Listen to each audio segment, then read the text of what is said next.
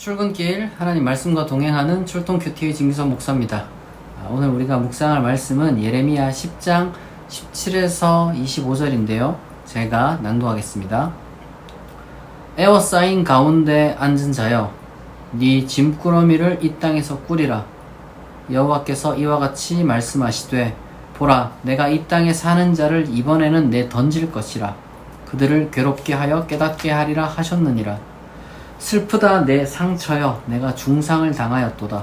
그러나 내가 말하노라, 이는 참으로 고난이라. 내가 참아야 하리로다. 내 장막이 무너지고 나의 모든 줄이 끊어졌으며 내 자녀가 나를 떠나가고 있지 아니하니 내 장막을 세울 자와 내 휘장을 칠 자가 다시 없도다. 목자들은 어리석어 여호와를 찾지 아니함으로 형통하지 못하며 그 모든 양떼는 흩어졌도다.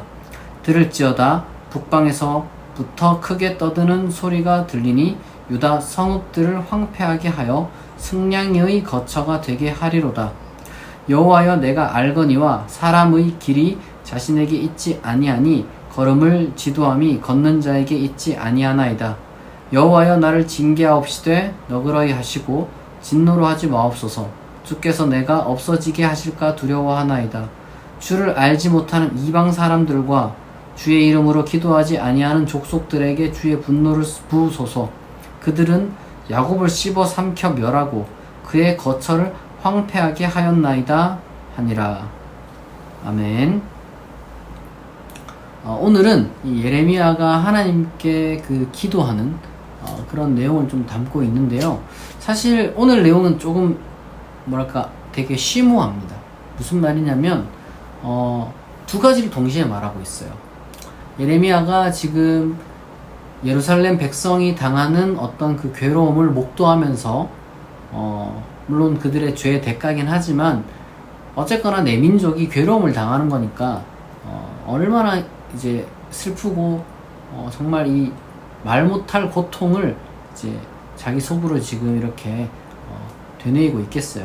그래서 이제 막 너무 슬프다, 고난이다, 정말 이제 죽기 직전까지 갔다, 이렇게까지 이야기를 하잖아요.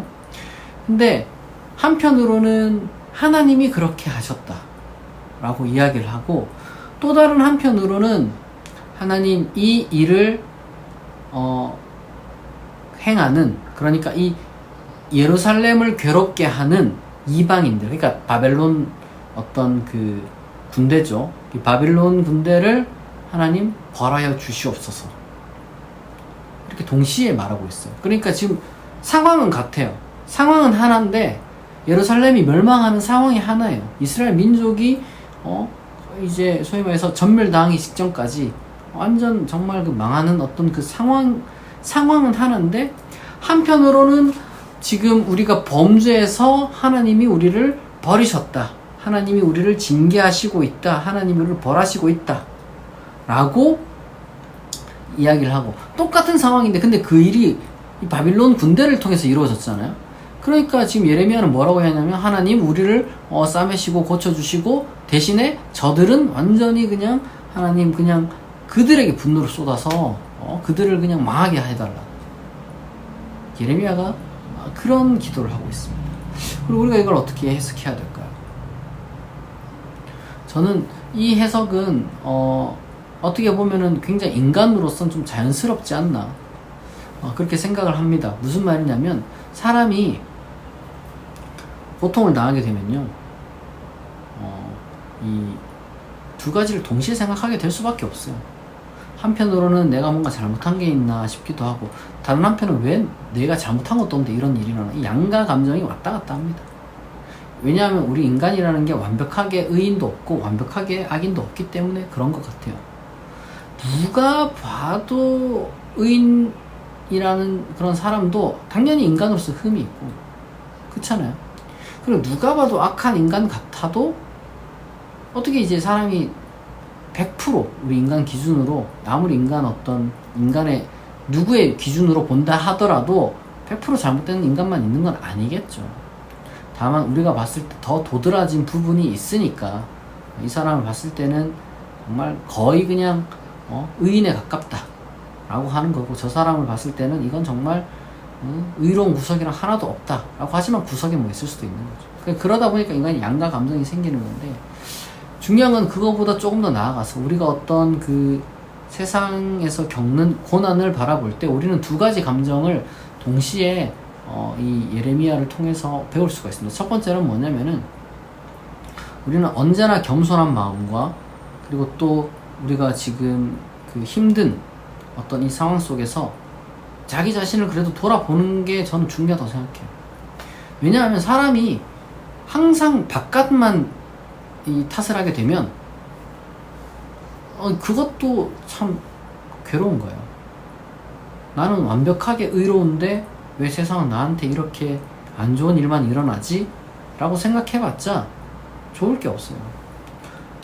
저는 정말 우리가 건강한 삶을 살기 위해서는 항상 우리가 내가 뭔가 잘못한 것은 없는지 반성하는, 고난을 겪을 때에도, 고통을 겪을 때에도, 이게 여러분 굉장히 중요한 건데, 그러니까 이제 마치 소위 말해서 정신적 학대를 당해서 그래 내가 잘못했는가 보다 라고 해서 어떤 여러분들의 사상이 길들여지는 것이 아니라, 객관적인 어떤 그 관찰력과 건강한 정신력을 갖고서 혹시나 내가 여기서 잘못한 것은 없는가를 따져보는 이러한 정신이 우리 가운데 필요합니다. 사람은 늘 반성하게 되거든요. 그리고 그런 사람들이 항상 성장하고 더 강해집니다. 정말 우리가 그러한 좀 강력한, 저는 우리의 좀 힘이 필요하다고 생각해요. 쉽진 않죠. 쉽진 않지만 적어도 이 메시지를 듣는 여러분들은 스스로를 바라보면서 그래, 반성할 수 있는 사람. 여러분, 이거는 반성이라는 건요, 억눌리는 게 아니에요. 오히려 강한 사람만이 반성할 수 있는데, 이 반성을 함으로써 또 역설적으로 강해지는 겁니다. 반성하고자 마음 먹어야 돼요. 그게 참 중요하고. 그리고 또 동시에 객관적인 판단력이 있을 때에 우리가 이제 반성을 할 수 있고, 또 객관적인 판단력이 있다면은 진짜 문제의 원인에 대해서 하나님께 아뢰을 수가 있는 거예요. 하나님, 정말 어쨌든 저 바빌로니아의 그 침략 전쟁, 잔인하게 이 약소국을 짓밟는 거대한 악을 하나님 물리쳐 주시옵소서. 왜 기도 못하냐고. 우리가 예레미야를 보게 되면 마치 바빌론의 어떤 그러한 힘을, 하나님의 그 소위 말해서 도구란 말이에요. 바빌로니아가 지금 예레미야의 어떤 이 포로기 직전 신학들을 보게 되면 다 그러한 강대국들이 하나님의 도구란 말이에요. 그런데 그렇다고 해서 그들이 저지르는 잘못이 아무런 죄가 없느냐? 아닙니다. 객관적이에요. 객관적. 우리 예레미야 예언자의 그런 시각이 정말 중요해요. 흑백 논리로 가는 게 아니에요. 항상 생각을 입체적으로 하는 거죠. 단편적으로 그냥 단면적으로 하는 게 아니라 입체적으로 하는 거예요. 이 세상을 바라보는, 왜냐하면 세상이 복합적인데, 세상이 복잡한데 어떻게 우리의 이 분석이 단순할 수 있겠어요. 예레미야는 내면도 볼 줄 아는 사람이었고, 이 바깥도 볼 줄 아는 그러한 사람이었습니다. 그러니까 우리가 내면을 우리가 어떻게 다듬을 것인가와 어떤 외부 세계와 어떻게 우리가 소통하며 무엇을 어떻게 기도할 것인가에 대해서 예레미야를 통해서 우리가 많은 걸 배워야 됩니다. 잘못된 거잖아요. 그럼 정의를 하나님께 부르실 수가 있는 거예요. 하나님, 저 잘못한, 저 악한 저들에게 심판을 내려 주시옵소서. 그리고 내가 잘못한 것에 대해선 내가 정당하게 그 대가를 하나님께 치르고, 그러나 예레미야가 진정으로 하나님에게서 들은 메시지는 뭡니까? 회개하고 돌아오는 거죠. 그러면 회개하고 돌아오는 그 회복 가운데 외적인 정의와 또 내적인 정의, 이 모든 것들이 이제 동시다발적으로 이루어져야 되는 거예요. 우리는 그런 차원에서 어떤 그 흑백 논리로 가면 안 돼요. 우리가 이제 고난을 당할 때는 항상 흑백 논리로 가기가 쉬워요. 무슨 말이냐면 고난을 당할 때는 항상 내가 당하는 고난은 항상 나는 아무 잘못이 없는데 그냥 당하는 고난이다 이렇게 생각하는 경우가 있고, 아니면은 내가 당하는 고난은 항상 무조건 다 내 탓이고 뭐 이런 식으로만 생각하는 경우가 있어요. 그런 게 아닙니다. 고난이라는 것은 우리 인간이 살면서 가장 이해하기 힘든 그런 거란 말이에요.